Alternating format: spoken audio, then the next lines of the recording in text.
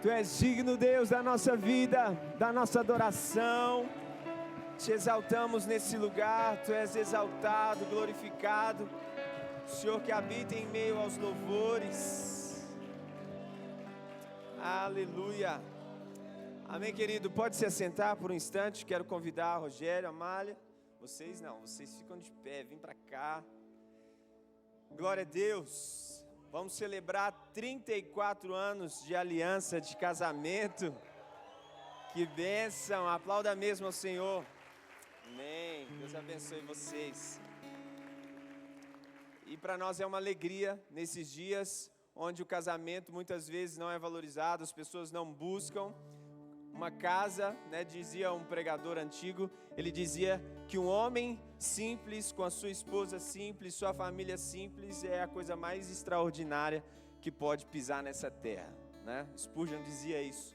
E vocês têm uma história de exemplo, de vitória. Então já criaram a família, os meninos já estão aí, tudo grande. E para nós é um privilégio celebrar essa data com vocês. Vamos ficar de pé mais uma vez, só para orar por eles aqui, agradecer a Deus. Pai, no nome de Jesus, nós celebramos esse dia tão especial na vida do Rogério, na vida da Amália. Nós queremos declarar cada vez mais bênçãos celestiais sobre essa união. Deus, como nós aprendemos aqui hoje nessa manhã, o Senhor conversava com o homem, com Adão ali no jardim, mas um momento o Senhor olha para ele e percebe que não é bom que Adão estivesse só. O Senhor faz para ele uma ajudadora, uma auxiliadora, alguém que semelhante a ele cumpriria o seu propósito aqui nessa terra.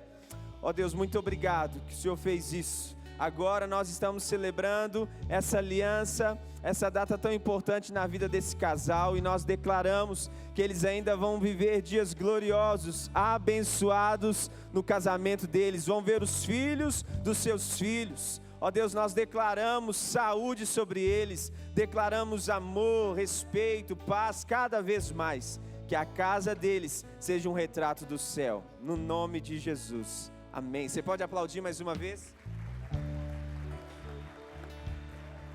Deus te abençoe, em nome de Jesus, amém, amém, amém, amém, querido, pode se assentar, por favor.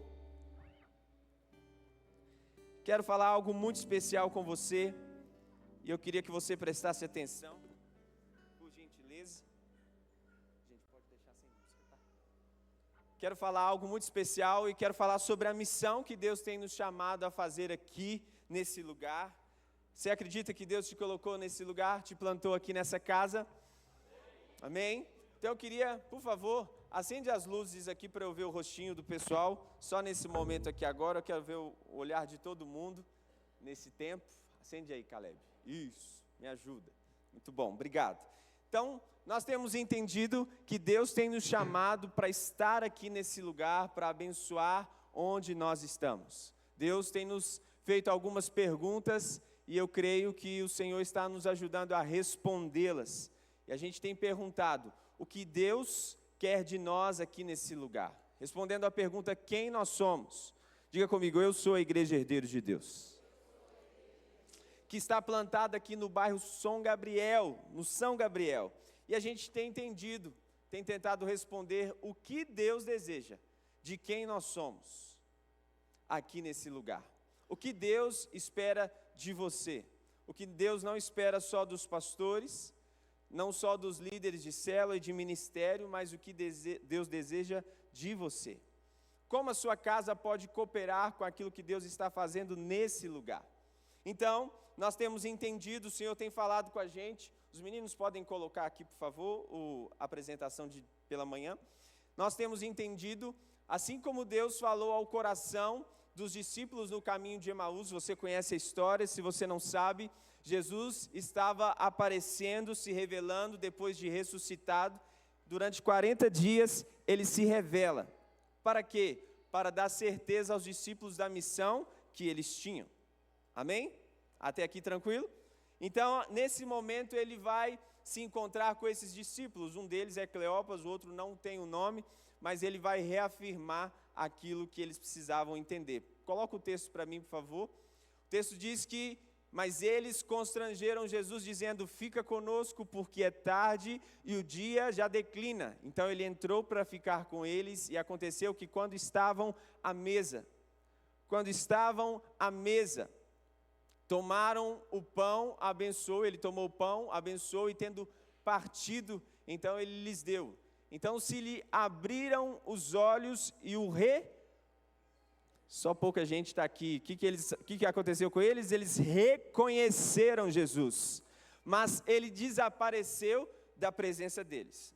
Jesus está ressuscitado, portanto, ele está aqui, no momento ele já não está mais. Aconteceu isso lá no cenáculo também, quando ele some na frente dos discípulos. Ou então quando ele chega e diz: paz seja convosco. Com o corpo ressuscitado ele pode fazer isso. Então disseram um ao outro: porventura não nos ardia o coração quando pelo caminho, diga comigo, pelo caminho, ele nos falava, quando nos expunha as Escrituras, e na mesma hora levantando-se, voltando para Jerusalém, onde eles acharam reunidos os 11 e os outros com eles, apareceu a Simão. Então os dois contaram o que lhes acontecera no caminho, como fora por eles reconhecido no partir do pão. Esse texto é um texto simbólico para nós e muito importante, porque fala de caminho e fala de mesa. Fala para quem está do seu lado: caminho e mesa. Andar no mesmo caminho é um desafio. Sentar à mesa é algo que você faz só com aqueles que são importantes, sim ou não? Então nós precisamos entender, preste atenção aqui, nós precisamos entender que Deus está nos conduzindo para um outro momento. Deus está nos conduzindo para um outro ciclo, vocês entendem isso? Então eu creio que essa palavra é para nos dirigir. E aí o próximo texto que eu quero destacar aqui é o texto que Jesus responde aos discípulos sobre o que eles deviam fazer, o que eles precisavam obedecer. Jesus disse: ame o Senhor seu Deus de todo o coração, de toda a sua alma, de todo o seu entendimento. Esse é o primeiro e maior mandamento. E qual é o segundo? O segundo é semelhante. O segundo é: ame o seu próximo como a si mesmo. Nós temos entendido que Deus nos chamou para estar no caminho com pessoas, para partir o pão com as pessoas. Por quê? Porque nós amamos a Deus acima de todas as coisas. Nós fomos chamados para amar as pessoas. E temos entendido o que Deus quer de nós nesse lugar. Deus quer que a igreja herdeira de Deus sirva a cidade onde ela está plantada. Você não está no Rio de Janeiro, você não está em São Paulo, você está em BH. Portanto, nós precisamos entender que nós precisamos ser uma igreja para esse tempo, na cidade onde Ele nos colocou.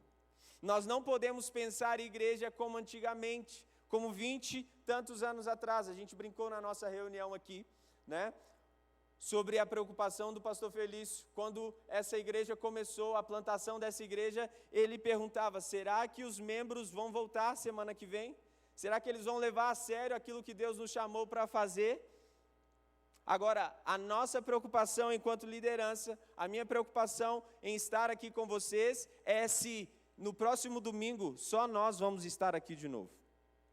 Se você vai chamar alguém para estar aqui, se você vai entender que você tem também um ministério nesse lugar e você vai se sentir tão responsável quanto nós nos sentimos. Se nós vamos convidar as pessoas para ouvir a mensagem mais poderosa desse mundo. Essa é a nossa preocupação. Portanto, a gente tem estudado, nós temos nos últimos anos nos dedicado a estudar a igreja. Se você não sabe, grupos pequenos ou células, a gente já tem feito isso, já tem mais de 7 anos. Já são quase 8 anos que a gente está fazendo isso. E quando a gente começou a trabalhar com grupos pequenos, algumas pessoas disseram: vocês são doidos, vocês são loucos, por que vocês estão fazendo isso? Esse tanto tempo depois, nós temos todas as semanas 280 pessoas pastoreadas nas células, toda semana. Mas eu acho que é só o começo. Eu acredito que é só o começo. Nós vamos alcançar muito mais pessoas, mas você precisa receber esse encargo no seu coração também. Portanto, nós vamos mexer na nossa estrutura. Antigamente, para um pastor plantar uma igreja, o que acontecia? A sede enviava um missionário ou um seminarista para fazer um ponto de pregação. E esse ponto de pregação, à medida que vai alcançando pessoas, virava uma congregação. E aí, o que eles faziam? Compravam um terreno, construíam um lugar, onde construía o prédio, que era o templo, e inclusive o seminarista ou a família pastoral moraria nesse lugar. A igreja crescia, daqui a pouco o que acontecia? Os membros, que eram os plantadores, dizem: esse lugar aqui, esse prédio não comporta um espaço para ter um kids. Meus filhos não são atendidos aqui, portanto, vou voltar para a sede. E lá na sede o pastor dizia: plantei 20 igrejas. Das 20 que ele plantou, 18 dos pastores estavam em burnout, estressados, perdendo a família e perdendo os membros, porque os membros queriam um espaço melhor para cuidar da família. Hoje, plantar igreja, primeiro nós precisamos das pessoas. As igrejas hoje não se reúnem primeiro no prédio. Hoje existem igrejas que se reúnem em escolas, em cinemas, em praças, em hotéis, em shoppings. Porque nós temos entendido que nós precisamos ter pessoas, alcançar mais pessoas. E isso não tem nada a ver se nós tivermos insucesso. Pelo contrário, a nossa igreja, ela é fora da realidade da maioria das igrejas. Uma igreja que tem 300 membros, isso é uma minoria, faz parte talvez de 20% das igrejas do Brasil. É uma realidade. Nós já somos um povo abençoado, mas Deus tem mais para nós. Deus tem mais para nós, e nós precisamos entender isso. Portanto, nós vamos fazer algumas mudanças, e nós queremos desafiar vocês a virem com a gente nesse projeto que nós cremos Deus tem nos direcionado a fazer. Amém? Pode passar então, próximo. Esse aí não dá para os irmãos verem. Então nós temos entendido que Deus nos chamou para impactar aqueles que não conhecem Jesus. E talvez você, já está na igreja há muito tempo, mas não entende que muitas pessoas não se sentem bem em igrejas. Eu não sei você, mas outro dia eu fui numa missa na igreja católica e eu me senti fora do lugar, porque a liturgia não comunicava comigo. Mas eu estive lá porque eu fui convidado. Levei minha filha para ver uma amiguinha dela e fiquei lá tranquilo, porque eu sei que quando eu convidar alguém, essa pessoa também vai estar aqui. Mas o que eu quero fazer, o que eu quero que a gente pense, nós temos que ter um ambiente onde o não crente se sinta à vontade de estar aqui. Porque você olhar para o Evangelho, as pessoas queriam estar perto de Jesus. Os doentes queriam tocá-los, os que tinham dúvida queriam sanar as suas dúvidas. Os únicos que tinham problema com Jesus eram os religiosos. Mas nós queremos ser uma igreja como a igreja de Atos, que caía na graça das pessoas. Nós não queremos ser uma igreja chata.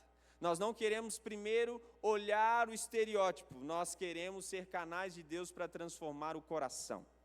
Vocês estão entendendo aqui?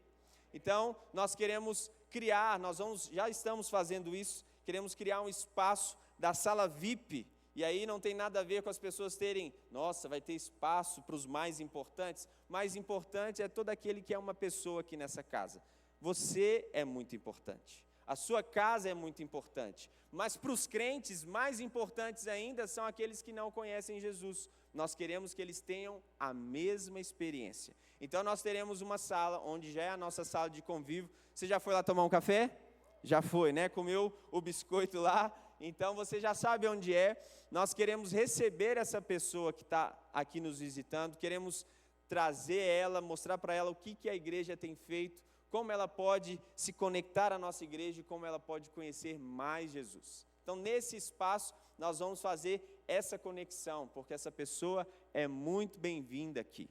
Então nós não queremos criar obstáculos, queremos gerar pontes para alcançar as pessoas. Ok, até aqui sobre a sala VIP. Próximo, por favor. E para que isso aconteça também, nós sabemos hoje, além da pessoa saber o caminho, o trilho que ela vai seguir, não sei se você conversa com os meninos mais novos, mas os meninos mais novos, as crianças, já querem saber o final. Por quê? Se você tem o celular, você consegue arrastar o vídeo até o final. E às vezes eles não têm paciência, eles querem saber onde que vai dar. Nós queremos também dar um trilho para a pessoa, para ela saber onde ela vai chegar, como vai ser a jornada dela aqui na igreja. Esse essa apresentação foi feita por uma televisão, então isso não dá para você ver tudo que está ali, né? O nosso telão também não ajuda nesse sentido. Nós precisamos de um telão maior, você precisa sonhar isso com a gente também. Mas o primeiro passo, então, que a pessoa vai ter e que vai funcionar em cada domingo do mês, tendo 4 domingos, vai ser um domingo cada passo. Primeiro é quem é Jesus. Vamos compartilhar sobre o que Jesus fez, o que Ele é Deus, a sua obra, como Ele demonstrou graça. Jesus é o Evangelho, Jesus é o justo juiz, Jesus é o amor de Deus entre nós. Nós vamos apresentar Jesus para as pessoas, porque muitas vezes as pessoas estão até em outras igrejas, mas elas conhecem outro Evangelho. E Paulo diz que há um Evangelho só, e esse Evangelho é Jesus. Então o segundo passo é quem nós somos. Nós temos uma história. Se você não sabe, 26 anos que a nossa igreja está junta, proclamando a graça e o amor de Deus. Você precisa conhecer a nossa história. E é nesse segundo passo ali. Depois, o que cremos, as coisas fundamentais da fé cristã.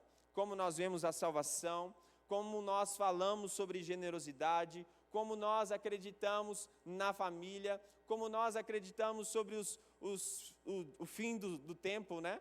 Tudo isso nós vamos ver dentro disso, do terceiro passo que nós cremos. E o quarto é sobre a membresia. Quando você vai se tornar um membro dessa casa, nós vamos te conectar aos times, vamos te conectar principalmente aos nossos grupos pequenos, que são as nossas células, que é o lugar onde você é pastoreado. É o lugar onde você começa a mostrar aquilo que você pode fazer, a dedicar os seus dons, a dedicar o seu serviço. É o que nós vamos fazer na semana que vem, agora no próximo final de semana, aqui na nossa feira.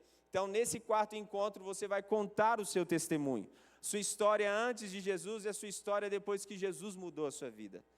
Aquele que está em Cristo é nova criatura. O que nós vamos querer ouvir da sua boca é: eu era assim, mas hoje a minha vida foi transformada, e eu estou aqui para conhecer mais Jesus. Vai ser esse dia, e nós então vamos te conectar aos times da igreja e vamos te acompanhar no seu desenvolvimento, junto aí com o Ministério das Células, para te abençoar também.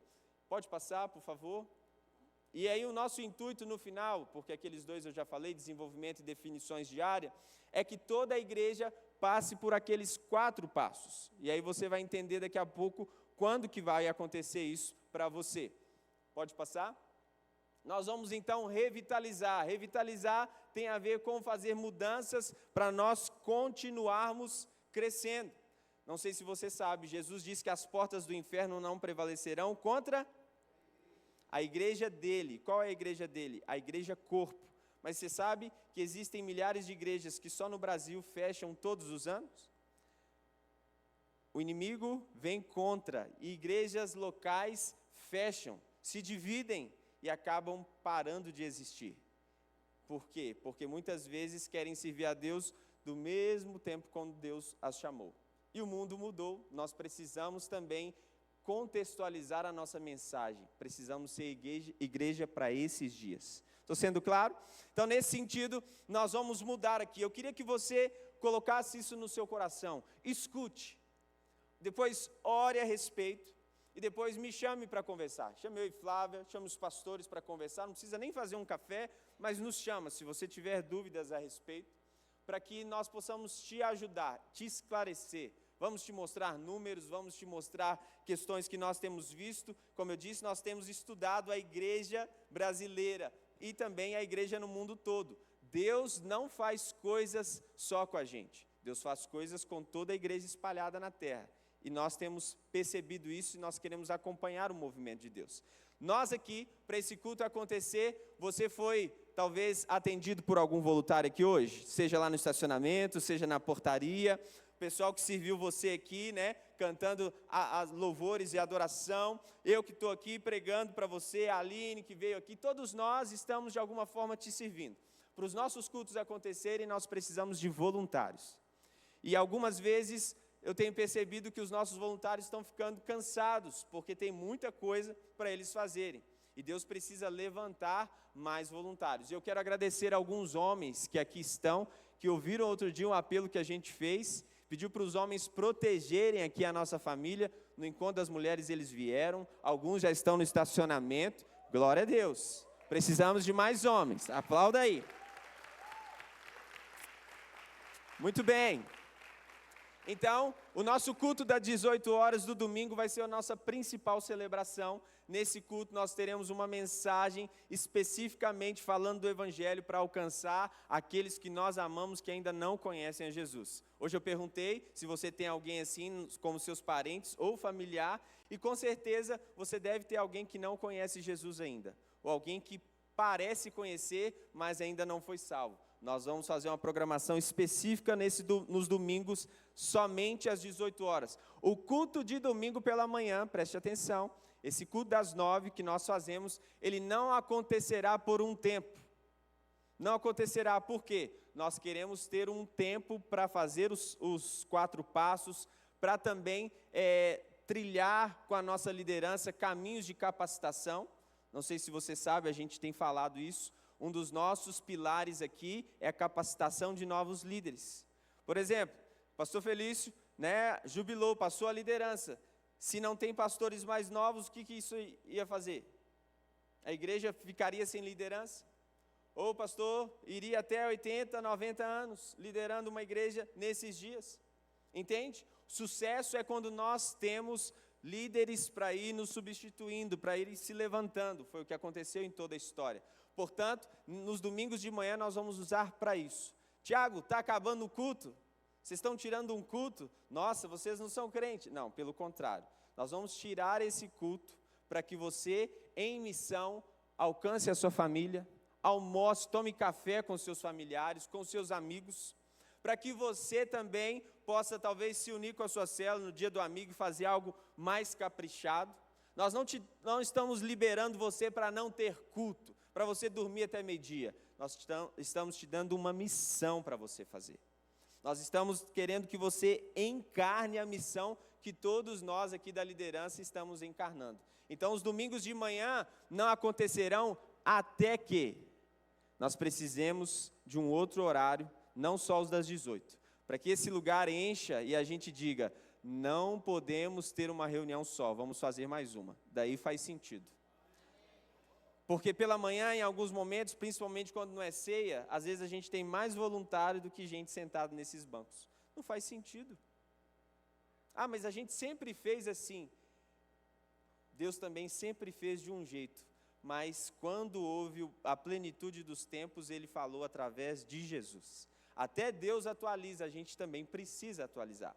Eu quero ser bem amoroso aqui, principalmente com os mais antigos, os plantadores dessa igreja. Quero que você entenda e receba essa palavra como um cuidado e como um amor. Para mim, como um pastor, como um líder aqui, é muito mais zona de conforto continuar fazendo o que nós estamos fazendo. Mas combater o status quo é um desafio. E eu, como líder, preciso provar para vocês que isso pode dar certo. E eu aceito esse desafio. Nós, os pastores, aceitamos esse desafio. Todos os pastores já compreenderam isso. A liderança também. Nós estamos fazendo isso aqui com a igreja, mas nós já fizemos com todos os líderes. Então, nós estamos nesse desafio de ser uma igreja irresistível, que vai amar a Deus, vai amar as pessoas e vai impactar a cidade. Portanto, além dessas mudanças dos cultos de domingo, os cultos que eram da terça-feira, eles vão mudar para quarta-feira. Então não haverá mais, a partir de agosto, todas essas mudanças vão acontecer a partir de agosto, não haverá culto nas terças, vai passar para as quartas. Porque uma das coisas também, não sei se vocês perceberam, mas eu pego o trânsito todos os dias. Todos os dias eu agarro aqui no Anel, para levar o meu filho para a escola, 6h30 da manhã, às vezes voltando para casa quando acontece acidente aqui no Borba Gato, eu espero no São Gabriel para chegar em casa, às vezes, às 9 horas da noite. Saio do trabalho 6 horas, só chego em casa às 9 horas da noite. Porque não adianta entrar aqui, porque é 50 minutos até chegar lá em casa. Normalmente, é 5 minutos. Cidade de Belo Horizonte mudou. O bairro que aqui a nossa igreja está plantada, são 30 mil pessoas. 30 mil pessoas. Nossa igreja tem 300 pessoas. Deus deseja que a gente alcance muito mais pessoas, mas a gente precisa parar, pensar o nosso cristianismo e dizer, Deus, eu aceito esse desafio. Na terça-feira, as pessoas que trabalham 12/36, que trabalham no domingo, se a gente continuar a terça-feira, na terça-feira ela também não vem, porque ela está escalada, a escala dela talvez é ímpar, é assim que vai ser. Aí ela vem na igreja só de 15 em 15 dias. Nós queremos dar para essa pessoa a oportunidade dela estar aqui também. Na época de Jesus, da igreja de Jerusalém, que às vezes nós temos como referência aqui, a gente sempre diz, mas eles estavam todos os dias. Estar todos os dias, você plantando e você vai colher só daqui a um tempo, é mais tranquilo. Mas trabalhar todos os dias e estudar a situação da cidade é diferente da mentalidade rural. Nós não podemos fazer uma igreja na cidade com a mentalidade rural. Vocês estão me entendendo? Então, estou falando todas essas coisas para você entender. Não é por acaso que nós estamos com essas mudanças. A gente queria que você, junto com a gente, pudesse caminhar. Que você, junto com a gente, dissesse, ok, pensasse aí, nos últimos 26 anos, talvez você está aqui há 10, há 15, há 20, quantas pessoas você alcançou para Jesus e discipulou elas? Essa é a pergunta. Antes de você não concordar, dizer assim, nossa, eles estão acabando com a igreja. Pergunte qual é o fruto do seu cristianismo. E a gente precisa mudar a estrutura, mas nós vamos manter os princípios. Os princípios são pregar o evangelho, os princípios são santidade, os princípios são tudo aquilo que nós vivemos ao longo desse tempo. E eu me lembro da frase que o pastor disse ao lançar a pedra fundamental aqui embaixo. O pastor Oswaldo estava perto, ungiram a pedra simbolicamente e ele disse assim, vocês podem achar que é bobeira, mas ele repete no vídeo, mas não é bobeira não. Então talvez você está achando assim, nossa, vai mudar, que palhaçada, para que isso? Eu servi a Deus a vida toda assim, mas não é bobeira não. Ou a gente faz isso, ou daqui 20 anos, com os plantadores da igreja que não vão existir mais, essa igreja morre. E nós não queremos ser assim. Nós queremos construir uma igreja que edifique aqui um lugar onde a nova geração venha, seja edificada e essa igreja permaneça, se multiplique e alcance todas as pessoas que puderem alcançar até o Senhor Jesus vier. Amém? Então eu queria que você ficasse de pé e eu queria que a gente orasse. E eu queria que você orasse sinceramente. Talvez você está aí e você diz, nossa, eu escutei isso e não concordo. Eu já escutei muita coisa que eu não concordava, também aqui nesse lugar, nessa igreja, mas estou aqui há 23 anos, e eu me submeti, eu quero te dizer, fez bem para mim. Talvez você está aqui e você diz, nossa, mas vai ser difícil, vai mesmo, mas nós estamos engajados nisso, nós cremos que Deus vai nos usar para transformar a vida de muitas pessoas. Inclusive, talvez do seu marido que não é crente, da sua esposa, inclusive da sua filha, do seu filho, nós cremos que essa igreja aqui vai ser um canal de bênção para a sua família. E eu queria convidar você a dar as mãos para quem está do seu lado aí, por favor. Nós vamos orar. E eu quero fazer algo especial aqui, eu quero chamar os pastores aqui, a família pastoral, os casais pastorais, por favor, subam aqui.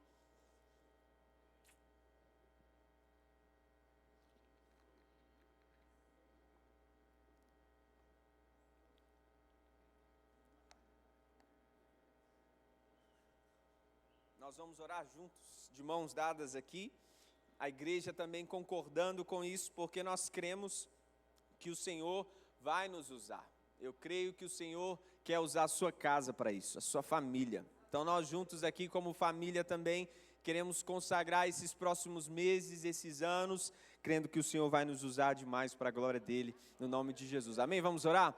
Pai, no nome de Jesus, nós estamos aqui com mãos dadas, unidos no mesmo propósito. Nós somos tão diferentes, mas nós somos um corpo só e temos o cabeça que nos guia.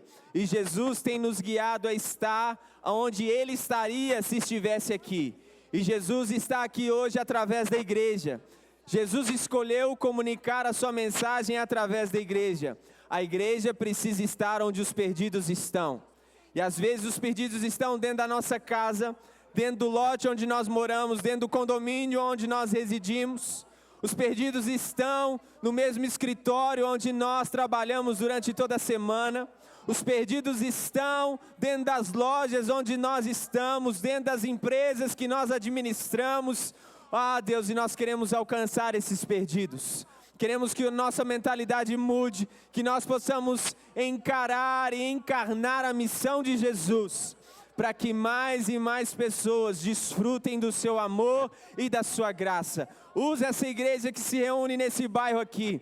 Usa a igreja Herdeiros, ó Deus, para impactar a vida dos perdidos, para amá-los, para alcançá-los, para transformá-los, para a glória do Senhor. Histórias serão reeditadas, famílias serão transformadas, restauradas pelo poder do Evangelho, que vai fluir de nós. Porque Jesus disse, aquele que crê em mim, do seu interior, fluirão rios de águas vivas.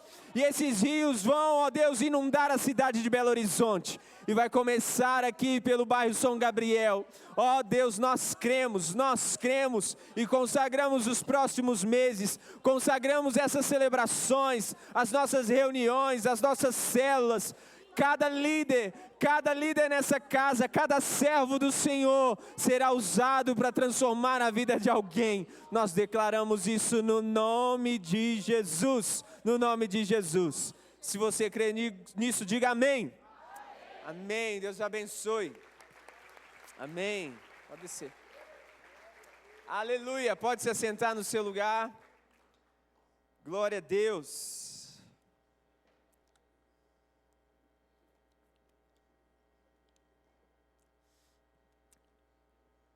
Quantos aqui tem um sonho? Você tem um sonho?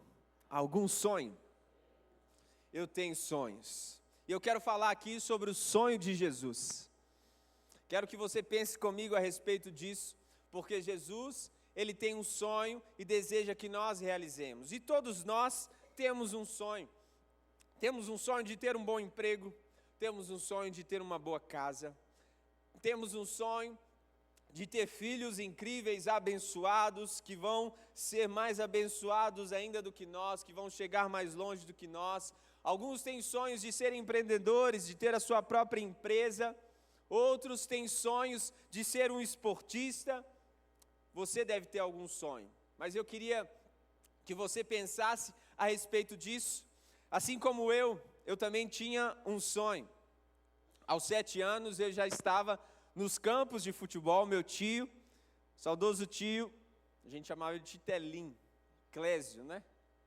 Clério, eu chamava ele só de Telim. É Clério, Kleber, Meire, Cleusa, né? E tem o tio Betinho, que era Roberto. Então todos eles, né? O meu tio, o Telim, pai da Kenny, ele tinha um time que chamava Sampdoria. Era na antiga quadra de areia, do lado do José Isidoro, do colégio ali. E aí nós sempre nos reuníamos lá. A gente jogava com quichute, shortinho. Até a Kênia tinha time, até a Keninha jogava. O campo era de barranco. E no final dos campeonatos, quando ia para as disputas de pênaltis, e esquece a de ontem, né, Brasil e Uruguai, a gente se reunia atrás do gol, porque sabia que pelo menos um pênalti o Titelim pegaria. Ao menos um. Bigodão dele, né? E ele estava lá na frente do batedor, e o batedor normalmente tremia na frente dele, e ele pegava um pênalti. Eu tinha um sonho de ser um jogador, e a partir do momento que a gente começava a jogar ali, a bola vinha, eu começava a bater na bola, parece que eu tenho jeito para esse negócio. Comecei a olhar para alguns jogadores, queria ser como o Djalminha. Alguém conhece o Djalminha? Rivaldo, alguém conhece Rivaldo? Não é? Esses aí, eu tinha eles como alguém para me espelhar, porque eles eram canhotos, né? Eu também sou canhoto. Assim como o meu pai também jogou nas categorias de base do Atlético, mas naquela época era diferente, né? Você não ganhava muito dinheiro, você tinha que pagar a passagem para ir jogar. Quando eu nasci, meu pai estava disputando um campeonato na Ponte Preta, no campo que tem aqui em Santa Luzia, não é? Então, a minha família, ela é envolvida por isso. Tinha o campo do Apolo aqui, os meus tios todos jogavam lá também, pastor Felício jogava lá, né? E aí esse sonho era o que eu tinha. Mas, quando eu me converti, eu descobri que Deus tinha sonhos muito maiores para mim. E talvez você também não percebeu, Deus tem sonhos para você, muito maiores do que você talvez pode realizar. Deus sonha em ter também uma igreja autêntica, uma igreja viva, uma igreja que seja atraente ao não crente, uma igreja que comunique o evangelho, uma igreja que se pareça com ele. Uma igreja que as pessoas olhem e digam, eu desejo estar ali. Uma igreja que as pessoas, ao saber do que acontece no nosso meio, elas preparem toda a sua agenda e dizem, eu preciso estar lá no domingo. Eu preciso estar lá na quarta-feira, eu preciso estar numa célula, porque essa igreja é irresistível. Como eles cantam, como eles oram, como eles tratam uns aos outros, eu desejo estar lá. Essa é a igreja que Jesus sonha em ter. E eu queria ler com você o texto de João 17, 20 e 21, os meninos vão projetar ali. Se você quiser abrir a sua Bíblia, o seu dispositivo, você pode fazer. Acende a luz para a gente. Isso, valeu Dani, obrigado. Você pode ler na sua Bíblia, mas eu sempre coloco o texto aqui e eu destaco aquilo que é o importante para essa mensagem. Eu queria que você lesse comigo. Vamos ler todo mundo junto? É uma oração de Jesus antes dele entregar a sua vida por nós. Vamos ler, mesmo assentado, vamos ler todos juntos? Não peço somente por eles, mas também em favor das pessoas que vão crer em mim, por meio da mensagem deles, e peço que todos sejam um, assim como tu, meu Pai, está unido comigo e eu estou unido contigo, que todos os que creem também estejam unidos a nós. Para quê? Para que o mundo creia que tu me enviaste. Você pode orar e pedir a Deus para falar o seu coração? Pai, no nome de Jesus, essa é a sua mensagem, e nós cremos, a sua mensagem é transformadora. Por isso, ó Deus, enquanto eu compartilho essa mensagem com a sua igreja, com os seus filhos, que o Espírito Santo possa ministrar o coração deles. Que cada palavra dita aqui, que cada versículo citado alcance o espírito deles e transforme a mente, para que eles possam, ó Deus, ser transformados e viver a boa, agradável e perfeita vontade do Senhor, no nome de Jesus. Então, é sobre isso que eu quero falar, sobre o sonho de Jesus. E você pensa comigo, é uma oração que ele está fazendo. E é sobre um sonho. E esse não é o tipo de utopia, é um sonho possível. Diga comigo, é um sonho possível. Sim, é um sonho possível.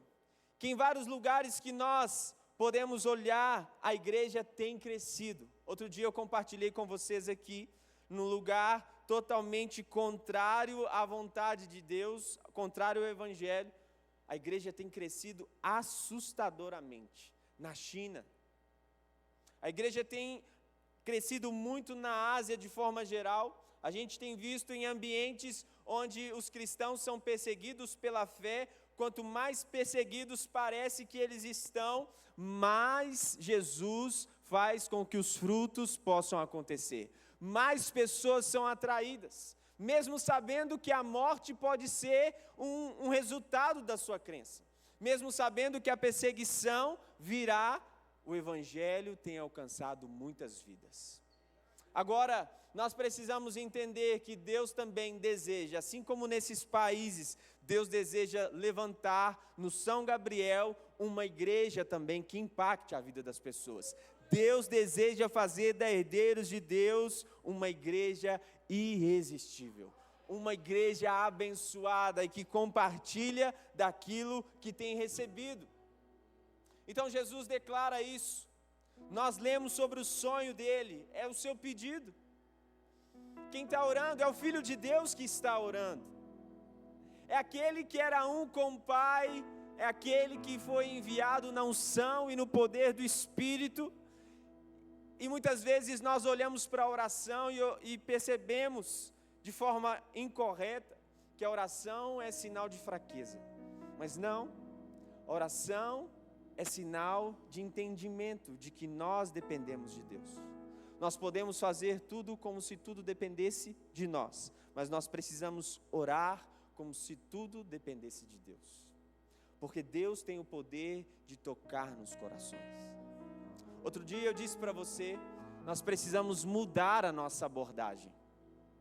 Paulo disse, eu me fiz de fraco para ganhar os fracos. Eu me dei como um judeu, eu tive uma vida de judeu para ganhar os judeus. Eu fui como um gentio para ganhar os gentios, porque o objetivo de Paulo era, fala comigo, ganhar. Mas muitas vezes os crentes, nesses dias, querem ganhar as discussões. Ao voltar para casa, eles querem dizer, olha, você devia estar lá para ouvir essa palavra que teve no culto hoje. Ao invés de dizer, Deus está falando comigo.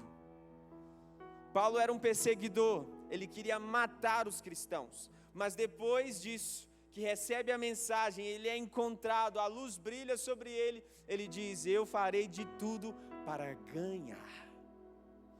Pastor, idealizador daquele aplicativo que talvez você tenha aí no seu celular, Holy Bíblia, a Bíblia Sagrada, da YouVersion, ele diz, aqui na nossa igreja, nós fazemos tudo que não é pecado para alcançar os perdidos.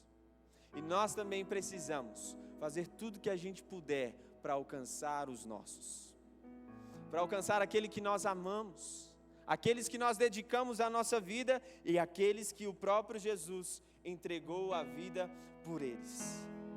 E pensa comigo, ao se aproximar do fim da sua vida, Jesus vai fazer essa oração, porque no final da vida, normalmente a gente quer falar aquilo que é mais importante. Quando a gente sabe que a gente vai morrer, que são os nossos últimos dias, nós queremos resolver todas as pendências, sim ou não? Você já teve com uma iminência de morte? Você foi lá e o médico viu um caroço, e aí você repensou a sua vida toda, você repensou a sua dinâmica, você começou a sentir uma dor abdominal, e aí você disse, nossa, eu vou morrer essa semana, eu vou fazer alguma coisa que eu não estou fazendo, eu vou orar mais, eu vou jejuar mais, né? Porque a gente acha que vai morrer, mas Jesus sabia que ia morrer, portanto, Ele vai fazer a oração para que o Pai pudesse atender o seu pedido. E essa frase que eu quero que você lembre aqui, coloque aí por favor, projete a frase aí. Às vezes dizemos que quando alguém enfrenta a morte, suas palavras revelam as suas mais profundas paixões e esperanças e sonhos. E é por isso que nós nos esforçamos tanto para honrar os últimos desejos em suas últimas horas. Jesus nos dá dicas de quais eram suas principais preocupações. Nas últimas horas dele, ele nos dá essa dica. O que mais estava na mente de Jesus? O que mais ocupava a preocupação do seu coração em relação aos seus discípulos? Qual era o foco de Jesus? E eu quero te dizer, o foco de Jesus eram os seus discípulos. Ele diz para o Pai, Pai, todos aqueles que o Senhor me deu, eu não perdi nenhum, a não ser o filho da perdição. E aí eu quero falar para você, líder, às vezes se você cuida de alguém, se você pastoreia alguém, e mesmo assim essa pessoa se vai, não se frustre, porque nem Jesus teve 100% de acerto na sua liderança. Ele perdeu alguém. Não foi todos os discípulos que permaneceram. Judas se perdeu.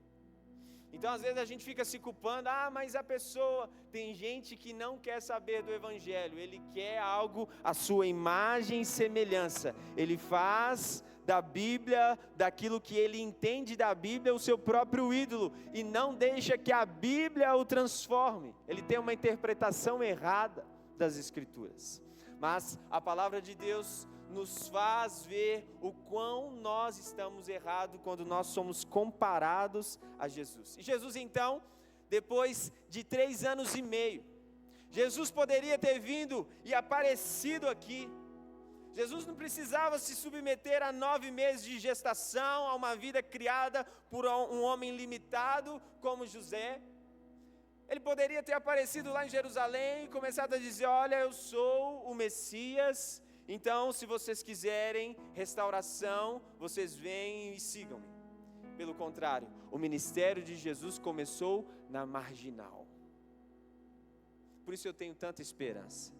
Nós não estamos na zona mais sublime, na parte mais sublime de Belo Horizonte. Nós não estamos na zona sul, nós estamos na região nordeste. Nós não somos aqueles que têm mais condições, nós somos os simples, nós somos as pessoas comuns, mas que Deus pode fazer coisas extraordinárias através de nós. Porque a Bíblia diz que o poder de Deus, Paulo dizendo, o seu poder, Jesus dizendo para ele, o seu poder, o meu poder se aperfeiçoa na sua fraqueza. Portanto, a sua fraqueza, Paulo, é a obra-prima para que a minha manifestação aconteça. Jesus, então, preocupado com isso, ele começa a lembrar os discípulos daquilo que eles precisavam viver. Então, ele ora sobre profundidade. O texto de versículo 11 desse mesmo capítulo, os meninos vão projetar ali, ele diz, agora eu estou indo para perto de ti. Ele está dizendo, Pai, eu vou para perto de ti. E aí ele está dizendo de coisa geográfica em relação à eternidade, porque ele e o Pai eram um, sim ou não? Mas ele não estaria mais com os discípulos. Ele se assentaria, como Hebreus diz. Eles continuam no mundo. Diga comigo, eu continuo no mundo. Preste atenção nessa palavra. Você não foi arrebatado. Você não foi levado ao céu. Você entregou sua vida para Jesus e Ele deixou você nesse mundo. Porque a única explicação para isso é que você tem uma missão. A única explicação para você ainda estar aqui é que Deus deseja enviar você para o mundo. A igreja é um presente para esse mundo. A igreja é um lembrete de Deus dizendo, eu ainda continuo amando o mundo de tal maneira. Se a gente fosse atualizar esse versículo, nós diríamos, Deus continua amando o mundo de tal maneira que Ele entregou esse mundo à igreja, para que todos aqueles que participem da igreja, crendo em Jesus, experimentem a vida que Ele tem para oferecer. Nós somos o sinal de Deus nesse mundo caótico, nesse mundo caído, nós continuamos de pé pelo poder de Deus. Mas há uma maneira, e Jesus disse, Pai Santo, pelo poder do Teu nome, o nome que me deste, guarda-os. Jesus tem essa preocupação, não deixe que eles se percam, mas Ele está falando sobre algo específico. Jesus não está falando sobre santidade, Jesus está orando pela unidade. Ele diz, guarda-os para que eles sejam um. Jesus está dizendo, nesse caminho de serem os meus seguidores e de edificarem uma igreja, eles correm o risco de edificarem uma igreja à imagem deles, como Babel foi assim. Capítulo 11 de Gênesis, há uma construção tão grande que eles entendiam que podiam tocar o céu. Jesus está combatendo essa mentalidade nessa oração. Ele está dizendo, Pai, não deixe que eles construam os seus próprios palácios, não deixe que eles construam os seus próprios reinos, não deixe que eles façam uma igreja à imagem e semelhança deles, mas que eles sejam um. E não é um com as próprias motivações e desejos, mas sendo um como? Assim como tu e eu somos. E como é essa manifestação? Porque Jesus está falando para homens que não compreenderam totalmente. Jesus está orando para homens que o desapontaram. Jesus está pedindo ao Pai para homens que ao verem crucificado, e Ele disse que seria assim, esses homens agora o abandonam. Esses homens agora correm. E sabem quem fica lá? Quem fica ao pé da cruz? Quem lembra? Quem fica lá perto? Quem? João. Mas quem? As mulheres. Tem homem perto do seu lado aí? Se tem homem perto do seu lado, fala para esse homem: permaneça. Permaneça. Mulheres ao longo da história são um sinal de fidelidade. Eu louvo a Deus pelas mulheres dessa igreja. Glória a Deus. E eu quero te compartilhar algo que talvez você nunca percebeu aqui.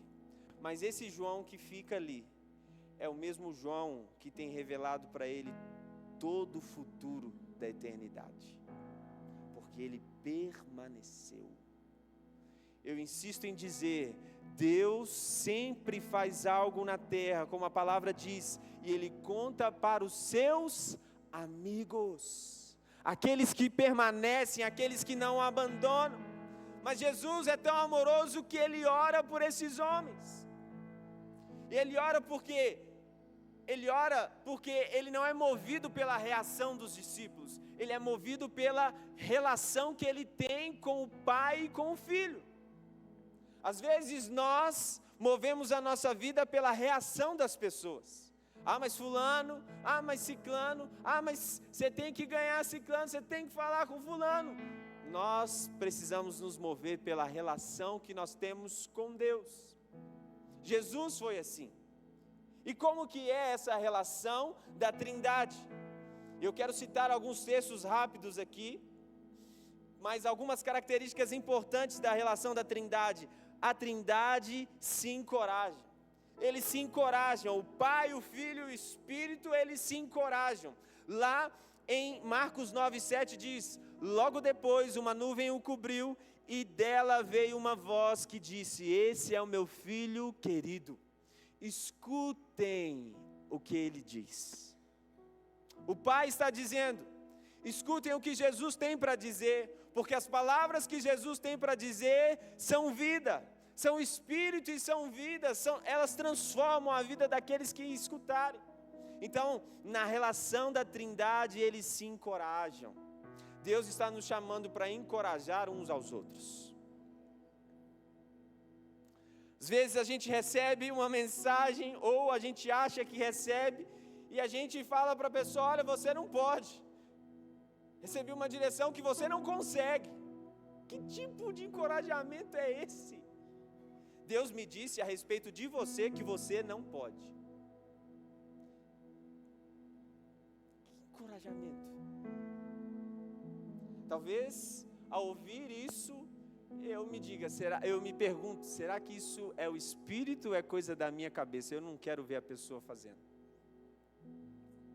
Porque a Trindade encoraja, a gente desencoraja.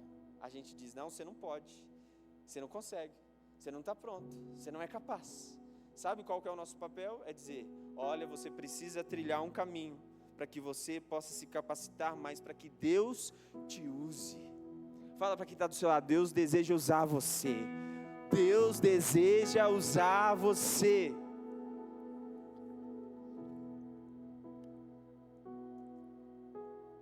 A gente precisa entender isso. Na relação da Trindade, eles se apoiam.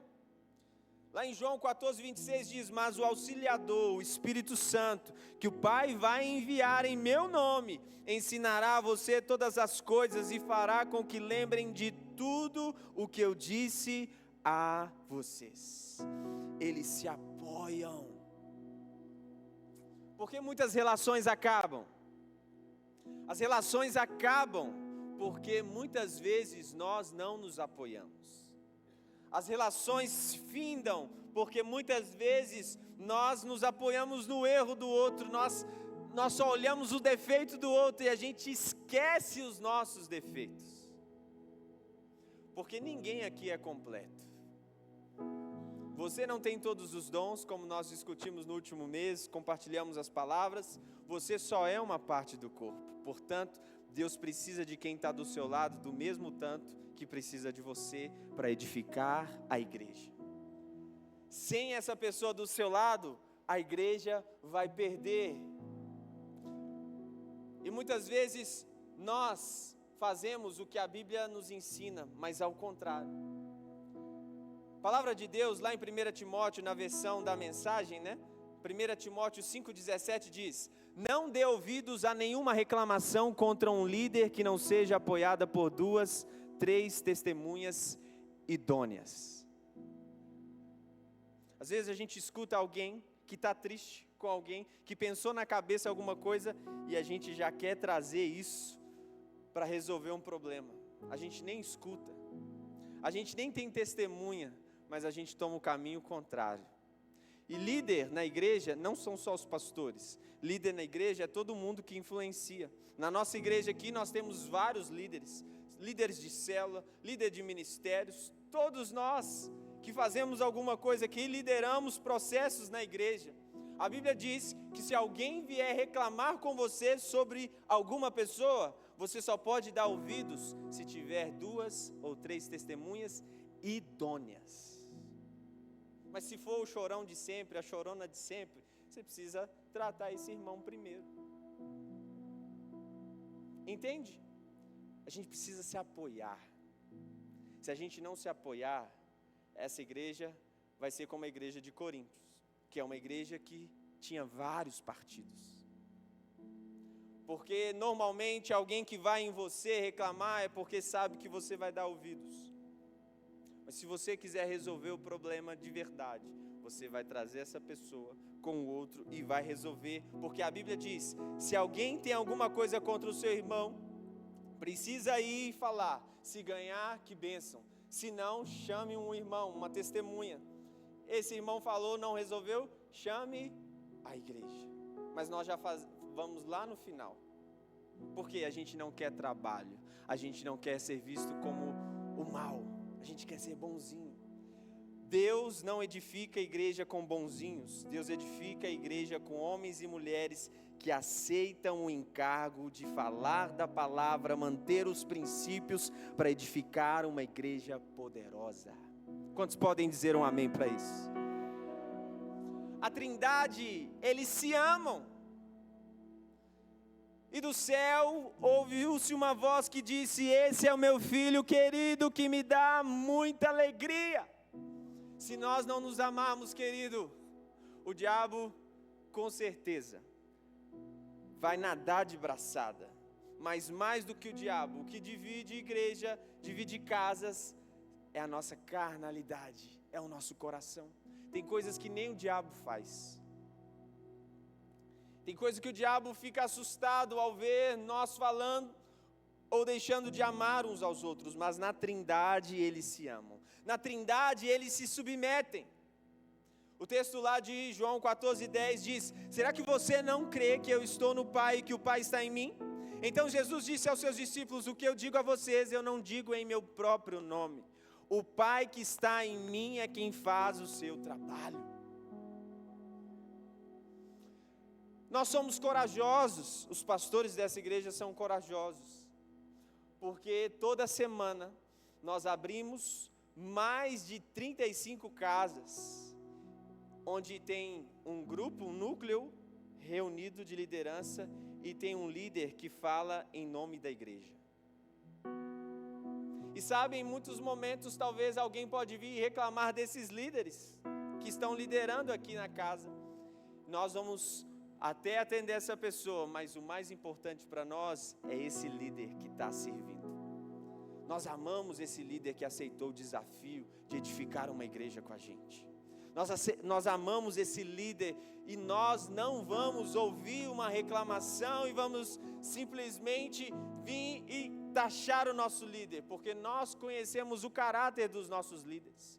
Nós nos apoiamos e nós nos submetemos. Lá na célula, o líder é a representação da igreja. O líder são os pastores falando. Portanto, líderes dessa casa, vocês não estão fazendo pouca coisa, vocês estão edificando a igreja de Jesus.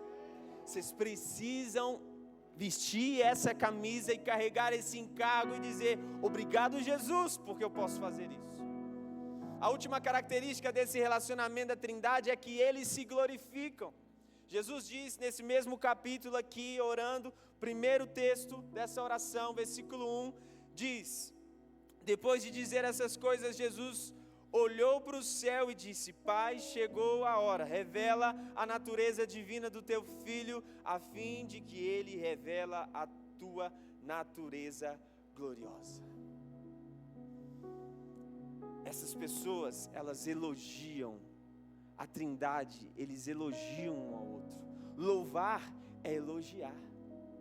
Tem um texto em Sinfonias que diz que Deus vai cantar, vai pular e vai nos elogiar. Deus vai louvar a igreja, vai louvar o seu povo. Se Deus fala bem da igreja, você também precisa falar. Na sua relação, em todos os lugares onde você frequenta, você precisa falar bem. E não é, lá, o Tiago é isso. Aí você fala, é mesmo, ele é mesmo. Mas quando está perto de mim, você diz, isso é uma bênção. Nós não podemos edificar uma igreja com essa hipocrisia. Nós precisamos nos amar, precisamos nos elogiar. E sabe, vai existir pessoas que vão tentar nos colocar uns contra os outros, mas se nós estivermos numa relação firme, nada vai nos abalar. Então você olha para essa relação da Trindade e você diz, que relação inspiradora. Como eu preciso de ter relacionamentos assim. Preste atenção, isso é raridade. Um relacionamento onde você se submete, um relacionamento onde você elogia, um relacionamento onde você ama. Isso é o céu na terra. E foi para isso que Deus nos chamou. Deus nos chamou para ligarmos aqui na terra aquilo que é ligado no céu. Deus nos chamou para desfazer as obras de Satanás também, desligando na terra e desligando no céu, porque nós temos as chaves, o Senhor deu à igreja.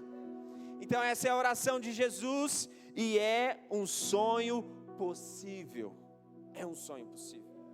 Agora, além de ser um sonho possível, é um convite aberto.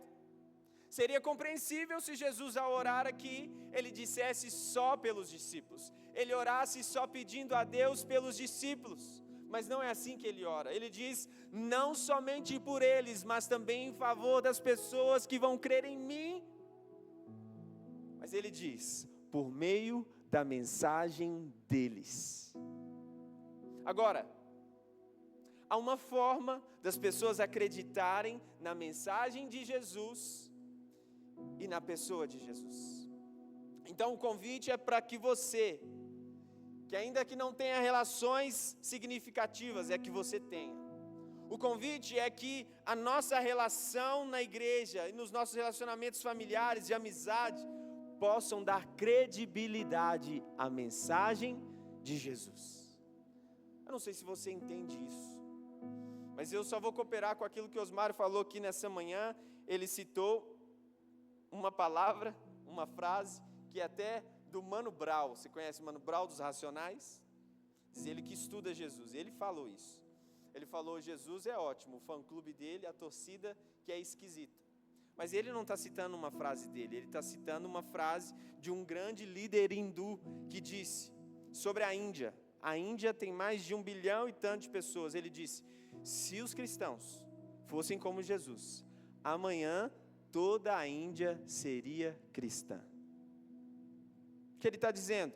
Ele está dizendo, a igreja de Jesus não se parece nem um pouco com ele.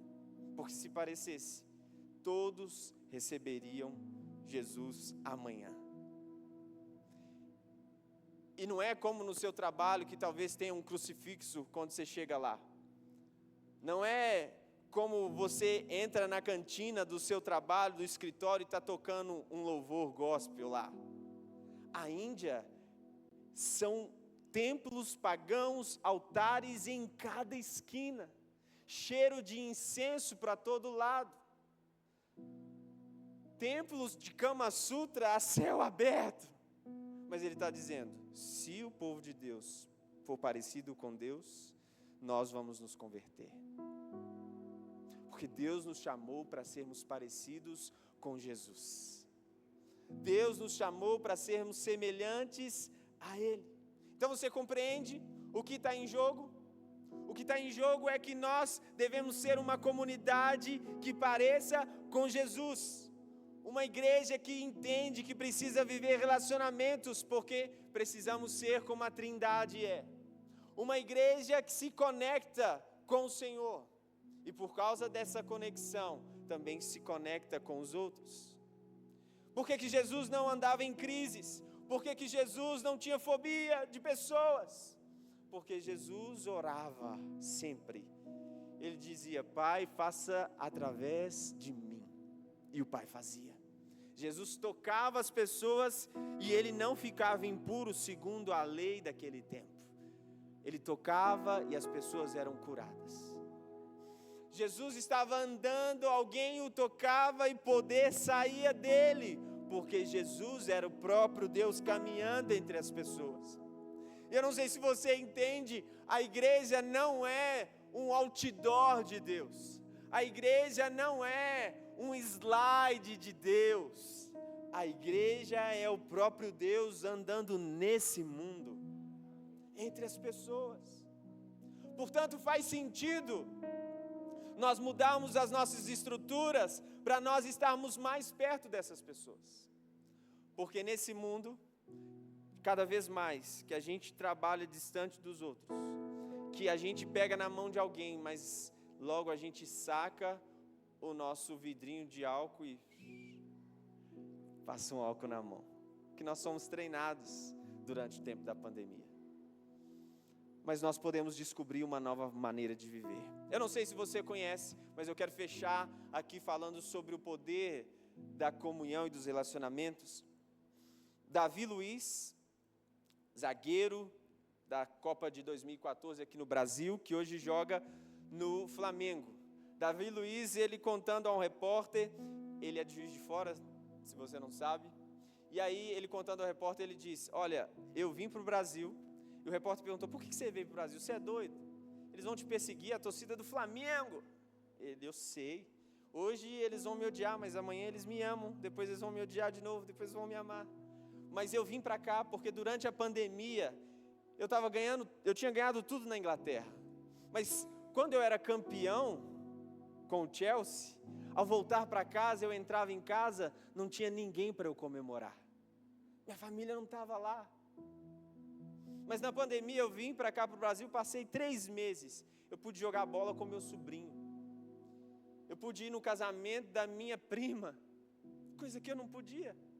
Então, quando o Flamengo mandou uma oferta para mim, para ganhar menos, não sei se você sabe, Inglaterra é libras, é mais do que o dólar. O dólar está mais de 5 e tanto. Libras provavelmente 6 e tanto. Ele disse: eu preferi ganhar menos e estar aqui, para eu estar com a minha família. Agora eu posso jogar a bola com meu sobrinho. Eu fui no casamento da minha irmã, porque eu não vou me submeter ao sistema. Eu não quero ter todos os troféus e não ter relacionamento com a minha família. Talvez você está aqui nessa noite e você tem perdido o relacionamento da sua casa. Você tem trabalhado, você só vê o seu filho dormindo. Isso não é sucesso. Isso pode te dar dinheiro. Dinheiro hoje está na sua conta, está nos seus investimentos, está num Bitcoin. Um Bitcoin vale 325 mil reais. Talvez está na sua poupança. Antigamente dinheiro era cédula. Dinheiro já foi barra de ouro. Daqui a um tempo o dinheiro vai ser uma outra coisa. Mas nós não podemos perder os relacionamentos, porque Deus nos chamou para isso, para ser semelhante a Ele. Tudo vai passar, mas aquilo que Deus instituiu para nós jamais passará. Então o que nós desejamos? Nós queremos criar ambientes de relacionamentos. Nós queremos ser uma inspiração para esse mundo tão longe de Deus. Nós queremos ser aquele ambiente onde as pessoas possam estar aqui, onde nós estivermos plantados, e elas possam ter esperança de ter relacionamentos significativos. Por que Jesus não celebrou a ceia no jardim do Getsêmani?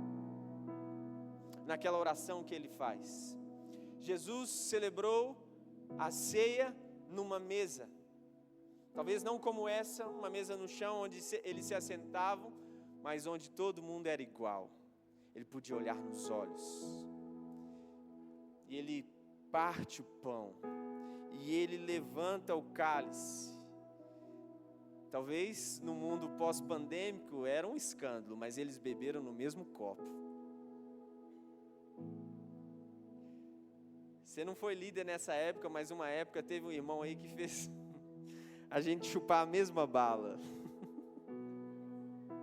Um grupo de líderes, e a bala morreu na boca do pastor. Ainda bem que eu não era o pastor nesse dia. Mas nós já fizemos isso. Entende? Jesus partiu o mesmo pão. Jesus era alguém, tem um escritor que ele diz: Jesus nunca comeu um pão inteiro. Jesus sempre partia o pão, porque é sinal de comunhão. Eu queria convidar você a ficar de pé no seu lugar.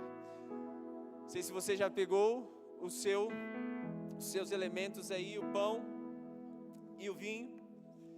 Eu posso tocar nesse pão, posso arrancar um pedaço dele. Tá tão bonito esse pão.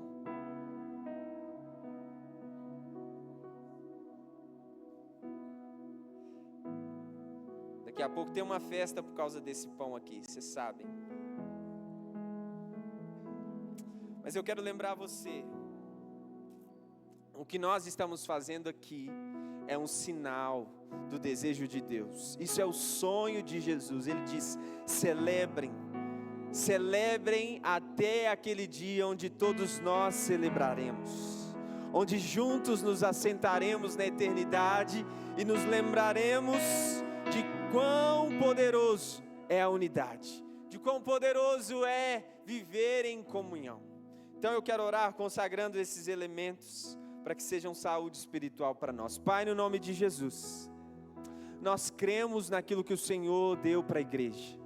Isso aqui é um memorial, aponta para algo. E nós cremos, aquilo que a gente tem feito é maior do que todos nós aqui. Edificar uma igreja não tem a ver com a minha vida, não tem a ver com a vida da liderança, não tem a ver com a vida dos nossos irmãos apenas. Tem a ver com a sua vontade, tem a ver com aquilo que o Senhor está fazendo em todo o mundo. O Senhor está edificando a sua igreja, o Senhor está preparando um povo que é formado de pessoas de todos os povos, línguas, tribos e nações. Gente diferente, mas que forma uma só igreja. E nós te louvamos por isso. Consagramos esses elementos, que sejam saúde espiritual para nós. No nome de Jesus, amém. Eu quero lembrar você, Jesus então em Lucas capítulo 22, os versos 14 ao 22, ele vai pegar o pão e ele parte. Ele diz: assim como esse pão que eu parto aqui, o meu corpo será partido por vós. É impossível você manter a unidade sem partir o seu corpo. Para que a unidade da igreja aconteça, nós precisamos rasgar a nossa carne, para que Deus seja louvado. Então, diante dessa realidade, comamos todos juntos.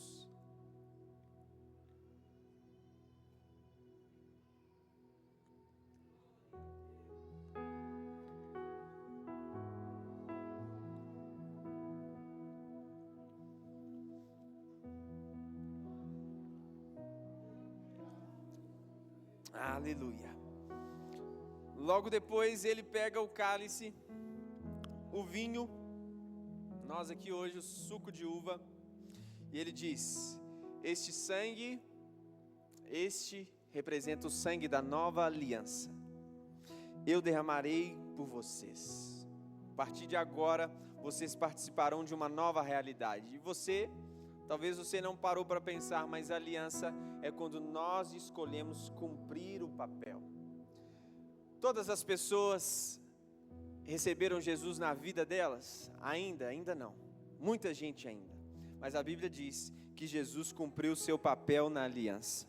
Ele entregou a sua vida, nos apresentando a graça e o favor de Deus. Portanto, a pergunta que fica é se nós vamos cumprir o nosso papel na aliança. Nós temos um papel. Nós somos a igreja. Nós temos o papel de fazer Jesus conhecido. Nós temos o papel de fazer com que os nossos amigos se encontrem com Ele. Nós temos o ministério da reconciliação, para que a nossa família não seja consumida no dia da grande ira, para que os nossos parentes conheçam a Deus. Nós temos esse papel na aliança. Portanto, com essa consciência, bebamos todos juntos.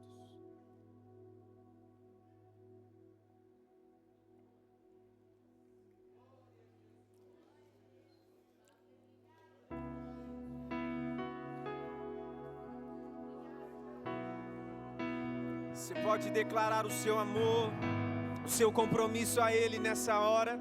Diga para Ele: eu farei parte dessa aliança. Eu cumprirei aquilo que eu disse no dia que eu entreguei a minha vida ao Senhor. A minha vida é sua, Jesus. Eu quero ser parte dessa igreja, participar dessa relação, assim como na Trindade. Eu quero ser um como os meus irmãos. Eu quero edificar uma igreja vitoriosa. Eu prometo isso, Senhor. Eu prometo isso. Talvez você está aqui nessa noite, ouviu essa mensagem, você quer entregar a sua vida para Jesus. Nós queremos orar por você. E nós queremos fazer isso ali na nossa sala de recepção. Você pode procurar o nosso time, nós queremos orar com você. Queremos abençoar a sua vida. Além de te conhecer, nós queremos te dar um presente também, porque cremos aquilo que Deus está começando a fazer em você. Ele é fiel para cumprir e para terminar. Se você quer conhecer mais a nossa igreja, também pode ir lá. Nós queremos te apresentar para que você se sinta à vontade aqui. Ter você na nossa casa é uma alegria e é uma honra também. Amém, querido? Que Deus te abençoe, que essa semana seja uma semana vitoriosa. Vamos agradecer a Deus por essa noite. Pai, no nome de Jesus, nós agradecemos porque o Senhor tem nos guiado, ó Deus, e nós te pedimos que essa semana cada um de nós tenha a oportunidade de pregar o Evangelho. Cada um de nós, ó Deus, sendo testemunha, que nós possamos lembrar as pessoas de quem o Senhor é, de quanto o Senhor as ama, de quanto o Senhor quer ter relacionamento com elas. Leva-nos em paz, protegidos, guardados pelo Senhor, no nome de Jesus. Que o amor de Deus, o Pai, a graça de Jesus Cristo e as consolações do Espírito Santo estejam sobre toda a igreja espalhada sobre a face da terra. Nós oramos, pedimos paz e salvação em Israel. A igreja que vai viver como Jesus, diga amém. Deus te abençoe. A gente tem praça à minha direita. Desça lá, tenha um tempo de comunhão. Vai ser uma bênção ter você. Boa semana, Deus te abençoe.